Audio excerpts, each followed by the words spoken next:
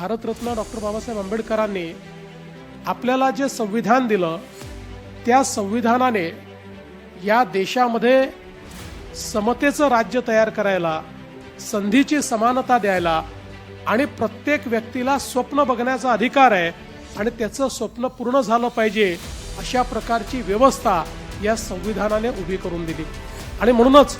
ही जी काही एक अत्यंत मोठी विरासत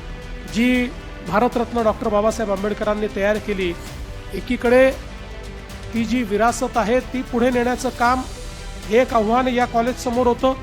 आणि दुसरीकडे पवित्र दीक्षाभूमीच्या परिसरामध्ये ज्या ठिकाणी भारतरत्न डॉक्टर बाबासाहेब आंबेडकरांनी धम्माची दीक्षा दिली आणि त्यातून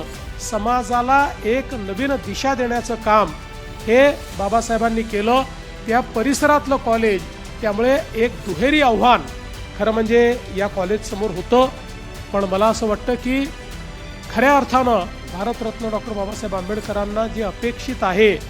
अशा प्रकारचं शिक्षण, अशा प्रकारचा शैक्षणिक दर्जा या कॉलेजने निश्चितपणे मिळवला।